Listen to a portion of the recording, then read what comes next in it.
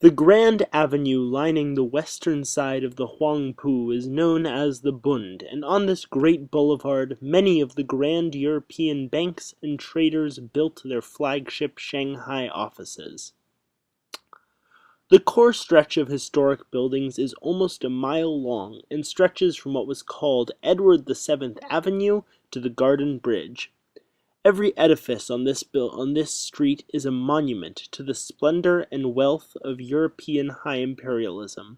You will find buildings in every Western architectural style, including Gothic, Renaissance, Baroque, and even Neoclassical Revival, and also a few works of stunning Art Deco. We will begin our tour with the first three buildings on the Bund: the Asia Building, the Shanghai Club, and the Union Building. The Asia Building is a beautiful work of Edwardian Beaux-Arts masonry, originally built in 1916 to house the Royal Dutch Shell and Asiatic Petroleum Company. The top floor was made up of several flats for the Shell executives, and it was known as one of the hot scenes for expat gatherings and parties. Also completed in 1916 was the grand steel neo-Renaissance Union Building. It is notable as the first fully steel structure in Shanghai.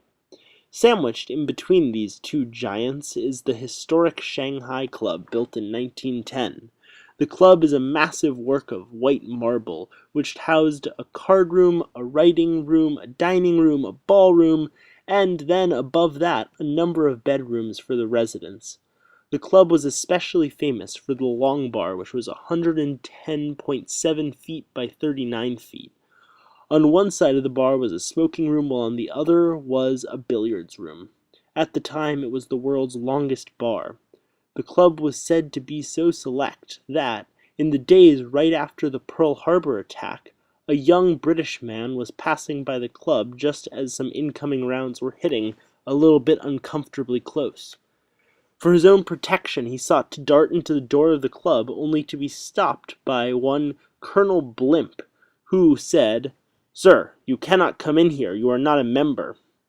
Just then, a round landed even closer. The club members consulted and decided to convene a quorum and voted in their unfortunate compatriot, but only as a temporary member.